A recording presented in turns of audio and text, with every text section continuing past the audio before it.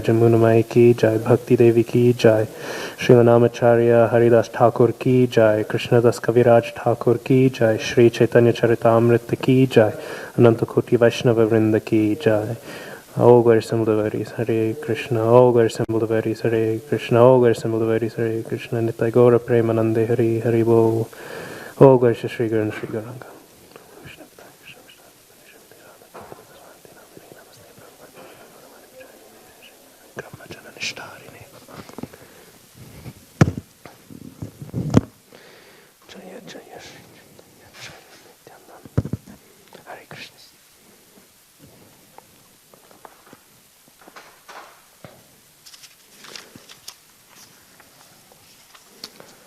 Okay, so today we will finish a slight description of the Sannyasa Lila of Mahaprabhu, and then we'll get into chapter 3. So we were discussing yesterday that there was an internal and external reason for the taking of sannyas for Mahaprabhu. He had various motives, as he does for most of his pastimes. There are different dimensions to the, exactly as Krishnadas Kaviraj Thakur says, we cannot ever fully comprehend or capture the pastimes of Chaitanya Mahaprabhu. And therefore, there's many different dimensions to all the pastimes that we do have recorded, which they themselves are also so voluminous that we would not be able to capture them all. So we were discussing those aspects, and then we talked about how Mahaprabhu, he broke the heart of all of the residents in Navadvip, in Nadia. They were all so disturbed, so upset, so hurt at the idea of Mahaprabhu taking sannyas. And we discussed that he then, as he left, it was a very morose, it was a very sad time. There was a lot of sorrow, there was a lot of pain. It's said that Vrindavan Das Thakur describes it in the crowd. One person says, "I do not have any rope, so I must end my life instead by stabbing my own heart." Another person says, "I do not need to end my own life because the pains that this will cause me will kill me anyways." Everyone is constantly weeping and weeping and weeping and completely burning up in the pain and notions of this. And then Mahaprabhu, he goes and he travels to visit his sannyas guru. And going to him, he goes to the city commonly called Katwa, but in Bengali it's more often referred to as Katoya, but is also given the colloquial name of Kantak Nagar, which means the place of thorns or of piercing. It said Sachimata gave this name to this town after it became the place where Mahaprabhu took sannyas. So he went and traveled there, and there he came to have the darshan of his soon-to-be sannyas guru, Keshava Bharati. And having his darshan, he begins to, he pays his respects, and the other devotees like Chandrasekhar and Nityananda Prabhu, they've all come as well. They've followed behind him eagerly. And Mahaprabhu, he tells him, "It is good that you have come. You can see this very auspicious moment in which I will take sannyas."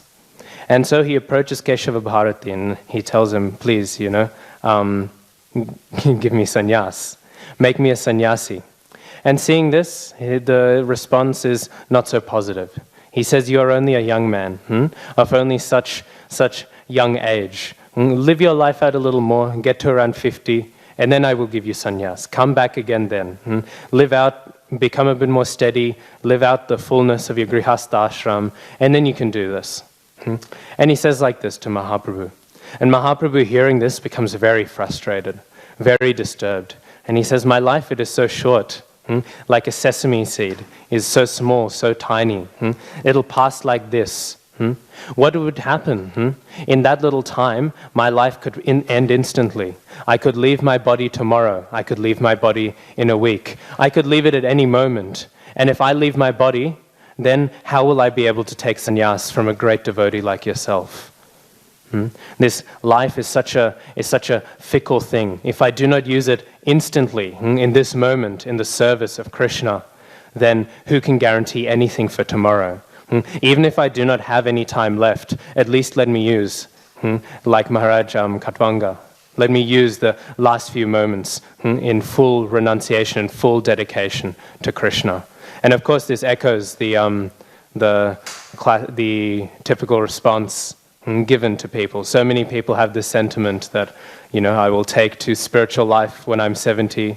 It's for old people who are now I'm young, I can enjoy all sorts of sense gratification. There's all sorts of things available to me that I'm able to participate in. I won't be able to do those things when I'm 70. So when I'm 70 and all dried up and my body is pointless, then I'll turn to these more boring things, because that'll be the best thing that's available to me. People will think like this sometimes. But Mahaprabhu he is refuting that. He's refuting that because on the very basic assumption that there even will be a 70-year-old body awaiting somebody. In fact, there's no guarantee to live into the next second, or forget about the next hour, forget about the next decade. The only guarantee one has is that eventually they will pass away. There is no guarantee for any certain extent of life. So Mahaprabhu, he is pulling away at that, and then he furthermore pulls away at those sort of assumptions by saying that this is such a paramount thing that I do not want to lose the opportunity to take to it. People, if they have the conception that this is some boring, dry, empty thing to do, Mahaprabhu here is saying this is the only thing one should do because of its necessity and because, again, of the sensitive nature of one's time on the earth or in this birth. Because of that sensitive nature, one should take to it instantly. Actually, everything else is non-substantial. So all of the various frolickings and pleasures and all that may be attempted on the windy path to some prospective renunciation at 70. Obviously, if somebody is having the mindset that they will renounce when they're 70, when they reach 70, they'll have the mindset that they'll renounce when they're 75. And then when they have the mindset that they'll renounce when they're 75, they'll renounce when they're 80. And then they'll relive the rest of their life until they're on their deathbed. And then they're thinking, I don't know where I'm going to go. And then it flashes before them that everything they did was transient. They cannot carry anything across the grave. And then with that, then there'll be only disappointments. Prabhupada says we shouldn't accept post-dated checks for this very reason. There's no guarantee later on, because ultimately the lack of surrender isn't because one wants to take an opportunity to enjoy. The reason why people don't want to renounce has nothing to do with any sentiments of, I'm still young, I have all of these things to enjoy. It just has to do with a complete lack of intelligence and a complete lack of perspective into the nature of reality. And such a lack of intelligence is not necessarily cured by the passing of age, unfortunately. We see, I still remember once, there was a Christian preacher we watched at school, and he was giving a sermon, and it was a very, very, very powerful sermon. And in it, he was speaking to a bunch of youth. He was speaking to all these various young people at some big event. And he spoke about the passing away of two people in his church, two elderly people who had been very, very pious. And they had given all of their income in order to help the church run. They had given all their spare time in volunteering. And he said recently they passed away in a car crash. They died instantly. And he asked the whole audience, he said, is this a tragedy? And well, the whole audience said what he wanted them to say, which is no, it's not a tragedy. How is a life lived, worshipping and glorifying God, to be considered a tragedy? Even if it ends like this, it is still of some value. But then he spoke the next part, which is a more iconic part of this speech. And he said, but do you want to know what a real tragedy is? And he pulled out of his coat, he pulled a little crumpled up sort of newspaper. You could hear when he was uncrumpling it. It was like a National Geographic or something. And he read out the advertisement for a retirement plan.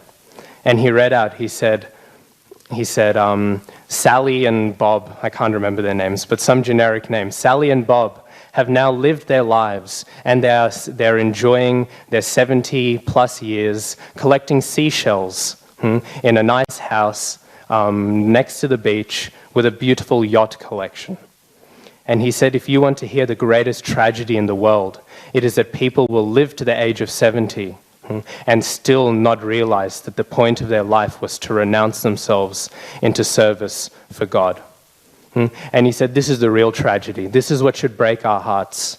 Not even necessarily the many people dying. Of course, the people dying in this state we should feel bad for as well. But the fact that people will continue living their lives like this. And he said, imagine if they were to meet God tomorrow. what would they be able to say? Look at my life. Or if anyone asked them, what did you do with your life? What was substantial about your life? What would they point at? Their seashell collection, their yacht collection, maybe how nice the real estate is beside their house. So even then, there is no guarantee, and we practically see that there is no guarantee that one will even begin to take a spiritual taste or a renounced taste even in their 70s. And the whole retirement industry is a massive industry, and it is a walking testimony to that fact. So Mahaprabhu still, however, he is speaking harshly, and he's saying that there is no point to my life if you do not let me take this sannyas now, because I do not have any guarantee for tomorrow. And so then Keshav Bharati, he begins to think he's not sure how to get out of this, because he's thinking, well, he's very insistent, but how can I be the guru if he who is guru to all the three worlds? How can I give sannyas to this person who is embodying renunciation already? How can I do all of these things? So he thinks he's got a little plan. He says, okay, I will give you sannyas, but first go back to Navadvip and get permission to take sannyas. Ask the people around there, ask them if you can take sannyas, and then when you come back, then I will give you sannyas. And in his mind he was thinking, then when he goes, I'll dip, I'll duck out, I'll run somewhere else. And then for a while he was thinking, and then as he was thinking about his plan, slowly putting the parts together, he sort of realized it's easy to run away from someone when they're a jiva floating around. But when it's a Supreme Personality, it's a bit harder to run. So as he was thinking of places to hide, he was thinking, well, I can't really run away from it. I can't really go there. I can't really go there. I can't really go there. He is the super soul in my heart. He already knows all the ideas I'm planning, let alone which one I decide to choose. So then, giving up this, he expresses his frustration. And he says, I cannot do this. And so the discourse continues. And then at one point, Mahaprabhu, he begins to quell his anxieties regarding this. And he begins to sort of tame down his worry. And doing so, he describes a dream. Mahaprabhu describes a dream he had. And he says, I had a dream a few nights ago. And in it, I heard the sannyas mantra. Is this the right one? And so whispering that sannyas mantra into his ear, Keshav Bharati, he realized the point of this. And Mahaprabhu himself initiated at that point Keshav Bharati into sannyas, and thereby becoming his guru. And this is an interesting point, because sometimes people, when they first hear about how Srila Bhaktisiddhanta Saraswati Thakur took sannyas, sometimes they get a little confused, they get a little disturbed. They think, how can someone take sannyas from a photograph? From a painting, because we know Srila Bhaktisiddhanta Saraswati Thakur, he took sannyas from a photo of Gaur Kishore Das Babaji. But if this is an issue, firstly, Ramanujacharya, he took sannyas in a very similar way. He's what they term a self-made sannyasi, but it actually is not that. He still received it in a genuine way. But Ramanujacharya, he received sannyas in a similar way. So there's some precedence there. But even more so, there is a somewhat different but still similar precedence in the pastimes of Mahaprabhu. Mahaprabhu is giving the mantra to his sannyas guru, who's giving it back to him. In a more extended way, he is as well giving himself sannyas, still in the proper way, but this is showing. So if anyone, sometimes people might criticize, or people might just even have the doubt hearing that pastime. But here we see that if Sri Chaitanya Mahaprabhu did it, then you're following in good footsteps. So it's got some authorization, at least, we can see from this. And actually, an interesting point as well with Srila Bhaktisiddhanta Saraswati Thakur's sannyas, he wasn't the only Gauriya Vaishnava at the time who was saying that we should reintroduce sannyas into the parampara. There was other Gauriya Vaishnavas who were producing similar ideas. Obviously, sannyas existed within the Babaji Vesh, but the introduction of saffron was actually being floated around by few associates of Bhaktivinoda Thakur, because he was promulgating this idea of reintroducing Varnashram. So, again, this is reinforcing the idea. It's not some unfounded idea. Of course, Srila Bhaktisiddhanta Saraswati Thakur, with all of his potency, was the only one potent enough to actually implement it. But still, it was an idea that was, again, not unfounded. It was in the surrounding theological and philosophical context it was seen as a valid perspective. And we'll read, as we get into chapter 3, Prabhupada quotes quite a few reference points regarding the introduction of Tridandi Sannyas.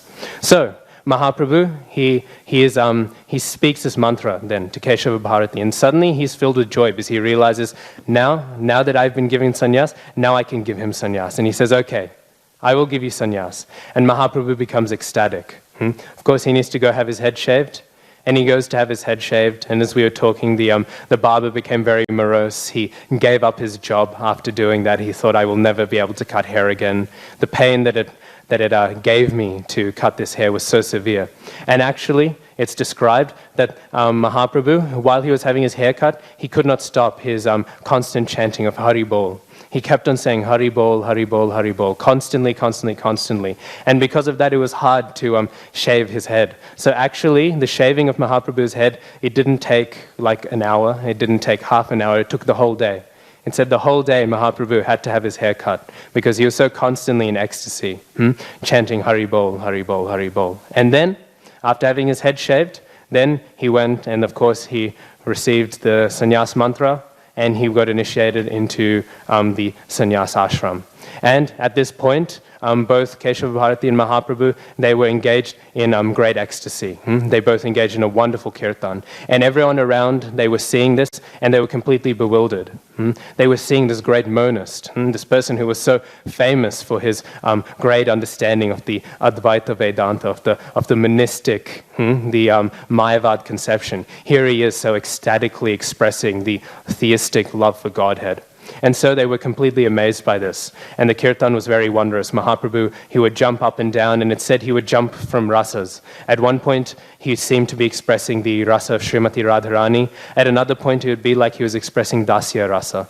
He was expressing all of these. He was consistently and continuously going in various different moods. He would weep, and then he would laugh, and then he would jump, and then he would fall on the floor. He would do all these various things, experiencing, again, all of this ecstasy. And then there's another interesting point, because, and we will read that again in this purport in chapter 3, traditionally, sannyasis in the order of Shankaracharya, they give 10 sannyas names. And traditionally, one gets the sannyas name of one's sannyas guru. So, Keshava Bharati, his name, Keshava means Krishna, with the beautiful hair, and Bharati means words. So Keshava Bharati means the words of Krishna or the Vedic literature. That is the meaning of his name. But Bharati was the title given to him when he took sannyas. He was a sannyas in the Ekadanda order, the single staff, but specifically within the Bharati line. Because they were given 10 names, the Daso Nami is what they're referred to. And these 10 names, a sannyasi was given one of them. The majority of the sannyasis in the Madhvacharya line are given the name Tirtha. That's why they always have Tirtha at the end, because they've inherited that name. They follow this tradition as well. So they all have the name Tirtha, Tirtha, Tirtha. There's some Puris, which is where we get Madhavendra Puri and Ishwar Puri from, but in general, the predominant name is Tirtha. So, because of this, traditionally, Mahaprabhu, because we know his sannyas name was Sri Krishna Chaitanya. That is not one of the 10 names. They're names like Puri, Tirtha, Bharati. These names are the 10 sannyas names. And even then, outside of that, even outside of the Ekadanda order, the single staff sannyas order, there's also the 108 names that are given to the Tridandi order, the triple staff Vaishnava order. But these names is also, it's not on that list of names. Instead, he was given, it's commonly said that if somebody is not given one of those sannyas names, they're given a brahmachari name. Because of course, a sannyasi is still a brahmachari.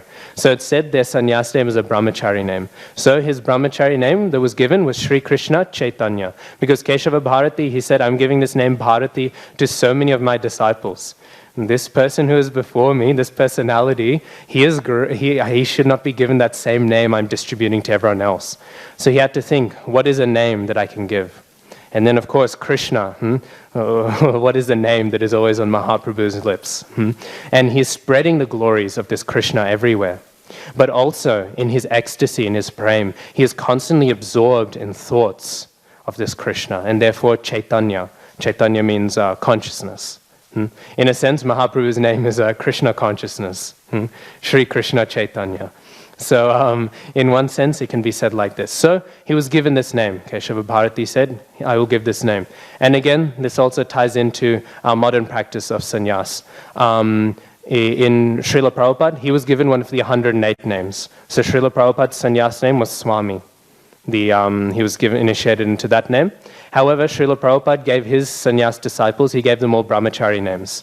And Gaur Govinda Maharaj would often say that when Gaur Govinda Maharaj began his preaching in Orissa, he was one of the early ISKCON members preaching in India.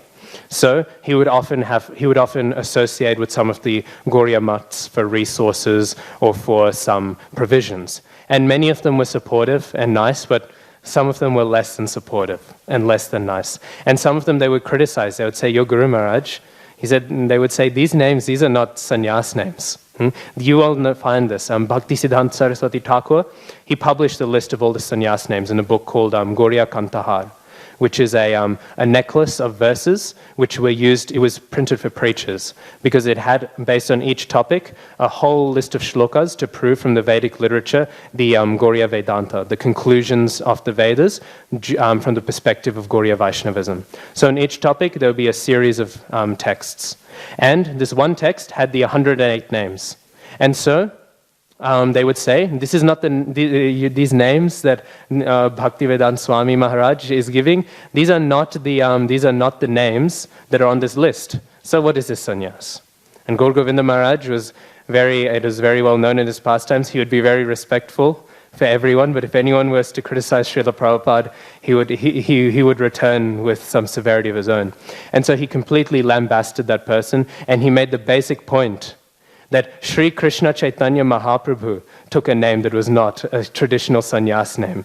Are you going to go and turn around and criticize the sannyas of Mahaprabhu? Are you going to tell Keshava Bharati that he did the sannyas incorrectly, therefore that his sannyas initiation is wrong? Are you going to tell Mahaprabhu that he did not enter into sannyas? If you're not willing to do that, then this shows your whole argument is pointless. You are criticizing because you have faults in yourself. You are trying to criticize because you are envious of the success of my spiritual master. Because otherwise, if you were to consistently follow this logic, you would say that Mahaprabhu himself was not having sannyas. So we see from this giving of this name that this standard is authorized to give the brahmachari names for sannyas. So, giving this name, we know, so Sri Krishna Chaitanya Mahaprabhu, he is a sannyasi. And then this allows us to begin chapter 3. So, chapter 3 of Madhya Lila, it starts right within the context of Mahaprabhu's sannyas.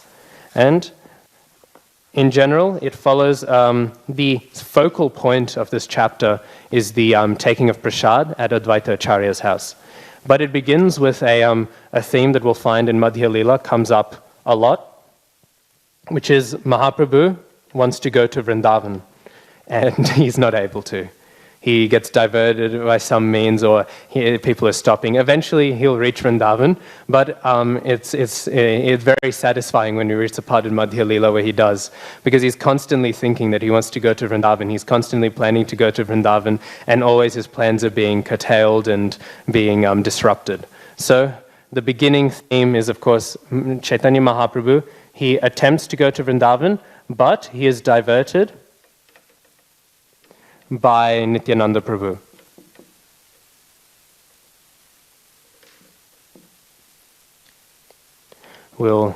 And then after this, after he is diverted, he doesn't really leave to Vrindavan. I thought not to put the verse numbers up for the more pastime chapters, but Kamsari Prabhu told me better to do so. So next time I draw it up, I'll do the verse numbers again. So then, after this, Advaita Acharya appears, and then from here is the overall big event, which is Advaita Acharya's festival. It's very relevant. There's lots of prasadam that gets relished there, which is very relevant for every day, but especially for tomorrow, being Ekadashi. That's a day where we really like to meditate on prasadam. So they go, and then there is a great feast, a very sweet feast, and there is a lot of prasadam had. Then after that, there is a fight. Again, this is a recurring motif. Advaita Acharya and Nityananda Prabhu, they're always having these fights with each other, but these fights are very sweet. All of their words, even though they seem malicious, they're actually glorifying each other. Advaita Acharya will be insulted apparently, but actually glorified for all sorts of reasons. And most of the time, it's a glorification of Nityananda Prabhu's avadhut status. And then, after this fight, there's a kirtan, which is, again, this establishes a very nice pattern, besides the fight, of how devotees should celebrate things in general. Then, after this, there is the next section, which is a few conversations. In here, these are various conversations, and it's really just two. One with Sachimata, and the other one with Haridas Thakur.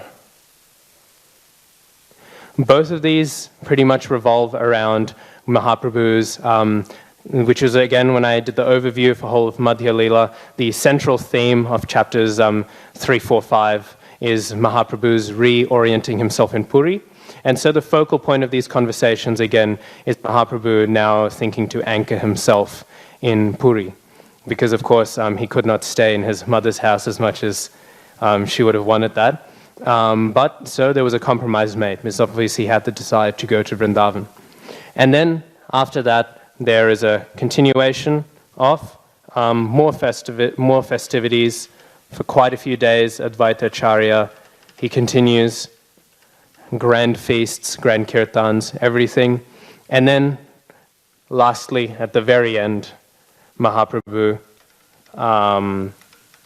he goes to Puri. So this is the flow of the third chapter, and so we'll begin it. So again, I didn't include in the overview the Mangalacharan, just because every chapter begins with a Mangalacharan, and each Mangalacharan is very sweet because it establishes the tone for each chapter. It glorifies in some way the relevant themes, or at least some relevant events. And so this one, however, this one begins like this. After accepting the sannyas order of life, Sri Chaitanya Lord, out of intense love for Krishna, wanted to go to Vrindavan, but apparently by mistake he wandered into Radha Desh. Later, he arrived at Shantipur and enjoyed himself there with his devotees. I offer my respectful obeisances to Sri Chaitanya Mahaprabhu. Obviously, this Radha Desh is not Radha Desh, it's not the land of Radha. So, the letter is different, but sometimes people will miss that. It's actually, it derives from the word, it's a corrupted form, Prabhupada says in his purport, of the word Rashtra, which means state. So it's the part of Bengal on the western side of the Ganga. And yeah, so this is actually what it is. It's not some other place. It's essentially just, alongside the Ganga in Bengal. So, after accepting the sannyas order, Chaitanya Mahaprabhu, out of his intense love for Krishna, started for Vrindavan. However, he mistakenly wandered in a trance continuously for 3 days in the tract of land known as Radha Desh. Passing through the tract of land, Mahaprabhu recited the following in ecstasy. I shall pass over the insurmountable ocean of nescience by being firmly fixed in the service of the lotus feet of Krishna. This was approved by the previous acharyas, who were fixed in firm devotion to the Lord, Paramatma, the Supreme Personality of Godhead. And this is a famous text from the Avanti Brahmana's song. We know the pastime of the Avanti Brahmin. He was a Brahmin who was very miserly. And of course, no one really likes a miserly person. And Bhagavatam, when it describes his pastimes, it goes through progressively explaining how miserly he was. And it gives a very extensive list about the extent that he managed to alienate virtually everyone around him. And he so much infuriated people, even the demigods presiding over his house, everyone was constantly just being insulted and offended and completely irritated by this Brahmin because he was so insanely miserly. He was so stingy, he had so much love for wealth, and again, this very pointless love for wealth, storing it up with the assumption that one day someone will do something with it. But all that will happen is, of course, when one dies, one loses it all. And this is his realization. At one point, he loses everything, everyone abandons him, he loses all sorts of things, and he has a realization that actually, this is pointless. What was I saving for? It was, I was saving up as if there'll be a point where I'll finally have a need for all of this wealth, but if I'm never going to spend it, what's the point of having it? Actually, wealth should be spent for all sorts of charities, for providing for the Brahmins, for providing for the devotees.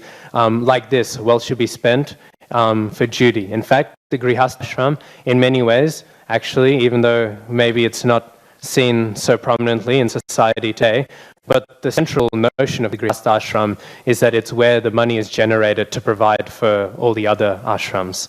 It's the powerhouse of wealth. It's not that the money is passing through the hands to propagate the life of the Grihasthas. The Grihasthas are providing that social, that movement, that economic movement, in order that the sannyasis, brahmacharis, and vanaprasthas, and all of the Brahmins in general may be provided for.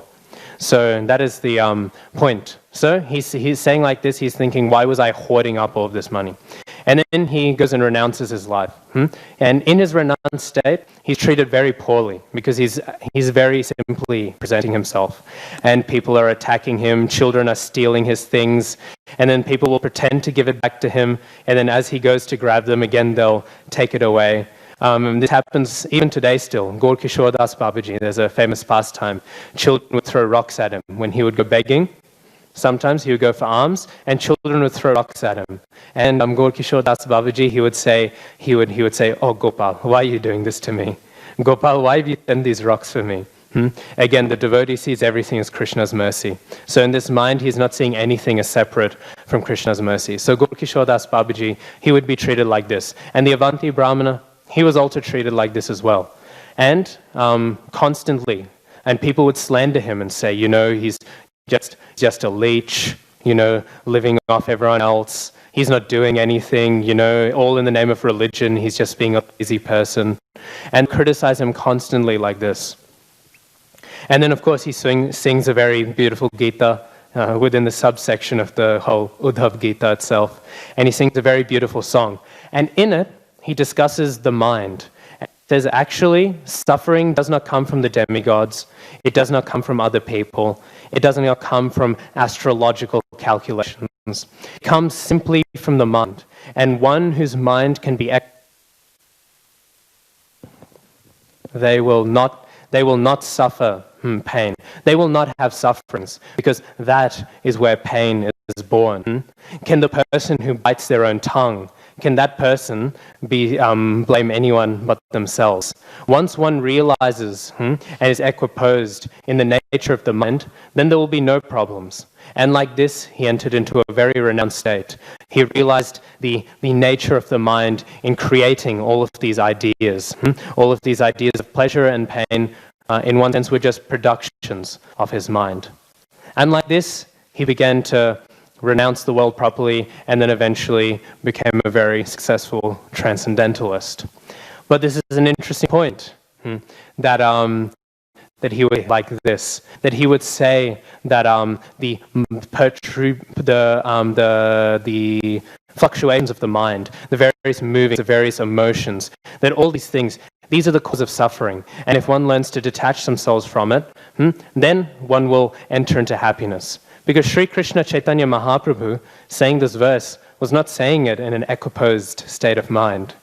He was singing this verse with tears coming down his eyes. He was singing like this in an ecstasy. He did not know where he was. He was completely awash, taken away in emotion. So how do these two things reconcile? And they reconcile very well in that basic understanding again, that unlike the sahajiya tendency to reduce transcendental emotion to material emotions, those are two separate categories.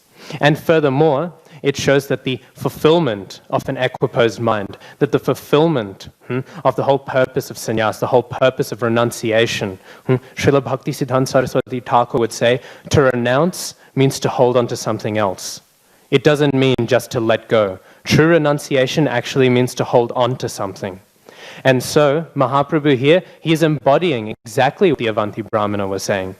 He was embodying exactly what it is, because he was letting go of the mind. Of course, Mahaprabhu didn't have a material mind, but again, for pastime's sake, we can understand he is showing the essence of sannyas. He let goes of any of the things which cause the mind to suffer, and instead attaches oneself, attaches himself onto the Supreme Lord. By doing so, there he has fulfilled the essence of sannyas as expressed in the song of the Avanti Brahman. Those two things, they're equal and reconcilable. So, like this, he was singing. And we read in Prabhupada's purport, Prabhupada discusses what is the nature of sannyas. So in it, he says that sannyas is defined by paratma nishtha, being a devotee of Lord Krishna. Those who are completely dedicated to the lotus feet of Krishna in service are actual sannyas. As a matter of formality, the devotee accepts the sannyas dress as previous acharyas did. But the actual essence of it is paratma nishtha. Srila Prabhupada wrote in one letter to one of his disciples who was very eager to take sannyas. He said, actually, if you are constantly engaged in preaching Krishna consciousness, if you are constantly engaged and focused upon the Supreme Lord, then you have the perfection of sannyas even in your married life. It is not that sannyas means taking a rod and putting on saffron cloth. It is not that sannyas means to do all these things. What it means in its essence, in its heart, is paratma nishtha. Again, this is coming back to a very focal theme in the line of Gauriya Vaishnavism, especially coming through Srila Bhaktisiddhanta Saraswati Thakur, who so much emphasized, again, essence over form. Obviously, all our acharyas did, but Srila Bhaktisiddhanta Saraswati Thakur made a very big point out of it. He would, at times, almost go against a trend for no reason so as to point out that this is an empty trend. This was a very strong part of his prachar. And an essential part of that, again, is that the essence of sannyas is more important than the form. It's not that sannyas, again, means, as Prabhupada says here, it's not that renunciation means that one takes to one specific lifestyle. Because one can still be just as much attached to Maya, but in a very different flavor in renunciation. As Srila Bhaktisiddhanta Saraswati Thakur says, it is to attach oneself to something higher. That is what renunciation means. There's many examples of people who apparently would appear to be renounced, but at the very least, they reject. We see so many there's a very famous Mayavadi sannyasi. He was first to really engage with Western thinkers. And he was seen as here's a typical type. And he fell down. And this is a story that's very, very often said, more often than not. Because again, as Srila Bhaktisiddhanta Saraswati Thakur says, there is no meaningful detachment to Maya if you do not attach yourself to something higher. So that essence must be there. And in that sense, it comes back to Srila Bhaktisiddhanta Saraswati Thakur taking sannyas from the photo. People might say that we do not have a sannyas parampara in ISKCON because it begins with Bhaktisiddhanta Saraswati Thakur. Because he is the first sannyasi, they will say, in that line. It's broken. You can't point to someone before him. But if we take the essence, as we do with our parampara for initiation, if we take our parampara for initiation, Srila Bhaktisiddhanta Saraswati Thakur, we know very famously, he did not give a list. We read in just before we start reading Bhagavad Gita as it is. He did not give a list of Diksha relationships. Vishwanath Chakravarti Thakur did not initiate Baladev Vidyabhushan. Jagannath Das Babaji did not initiate Bhaktivinoda Thakur. But because of the passing down of the essence of the spiritual life, because of that passing down, that is why they are listed as successive links. And in that sense, even the sannyas parampara is completely unbroken. Because even though Gaur-Kishore Das Babaji was a sannyasi in saffron, he still completely embodied that renunciation, that single-minded focus upon the Supreme Lord. And therefore, that essence of sannyas was present in him. Even though Bhaktivinoda Thakur was a grihastha, he still embodied. I still remember once Jayadvaita Maharaj, he was giving a very wonderful class, essentially pushing the Vanaprastha ashram as something that is being neglected in ISKCON. And he was saying there needs to be more emphasis on it. People need to be ready to realize that after the grihastha life is virtually complete, they should be ready to enter into Vanaprastha. And he was giving this very wonderful class, and one devotee in the audience, with a slightly challenging mood, he said, excuse me, Maharaj, but Srila Bhaktivinoda Thakur, he was a grihastha, and Jayadvaita Maharaj, without a second pause, he started laughing. And he said, oh, Bhaktivinoda Thakur, the patron saint of over-attached grihasthas. He said Bhaktivinoda Thakur's grihastha life was better than most sannyasis. He was in a deeper sannyas than most sannyasis are today in his grihastha life. When your grihastha life is as perfect as that, then you can stay married. You can avoid the Vanaprastha ashram for as long as he apparently did. So again there, Bhaktivinoda Thakur, maybe he did not take sannyas, but he embodied that essential mood. And therefore that line is not broken. That shiksha, that essence of what sannyas of renunciation is, goes back. And then of course, Jagannath Das Babaji and our whole parampara.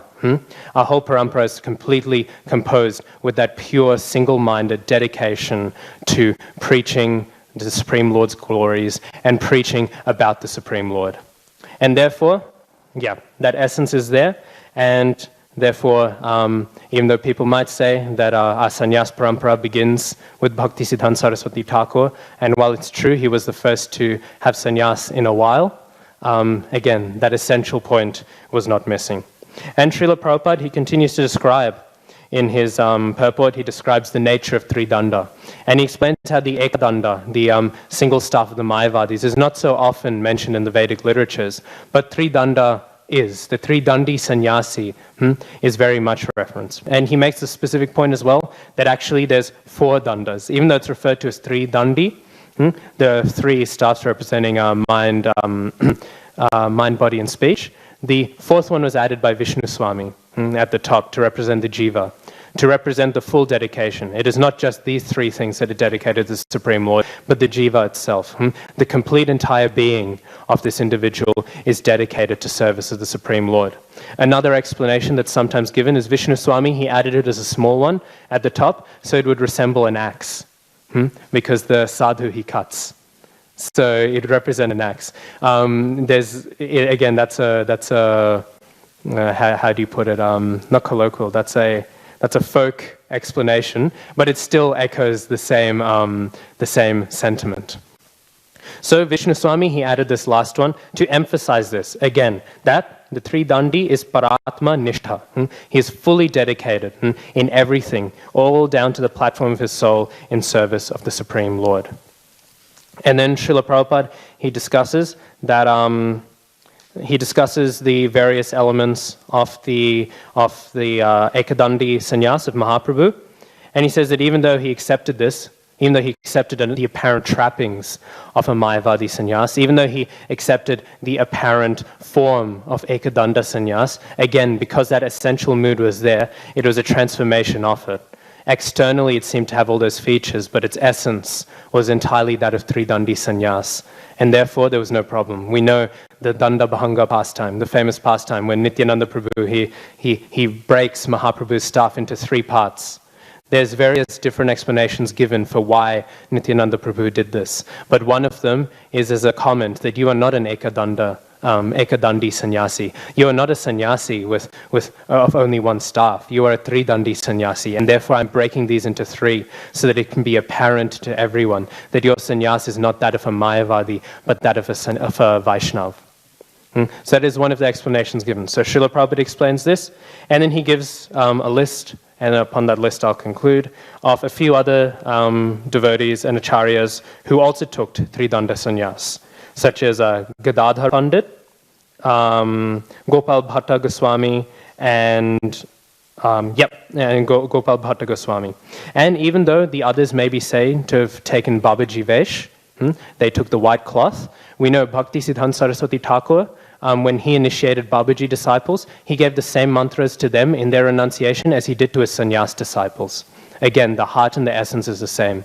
So even though there's a small list Prabhupada gives, it is not that the majority took Tridandi sannyas and then eventually that practice dropped off the map a little bit. It is not that, again, that the essence of Tridandi sannyas, or what Tridandi sannyas ever was ever not apparent in our parampara. Again, Bhakti Siddhanta Saraswati Thakur, he gave the same mantra to his Babaji disciples and to his sannyasi disciples. That heart is still the same, and therefore the external trappings are not the essential point. The essential point is, again, that focal, central concentration on the Supreme Personality of Godhead. So tomorrow we will begin on Mahaprabhu being diverted, and we'll hear about Prasadam on Ekadashi, which is the best time to hear it. Srila Krishna Das Kaviraj Thakur ki, Shri Caitanya Caritamrita ki. Ananta Koti Vaishnava Vrinda ki.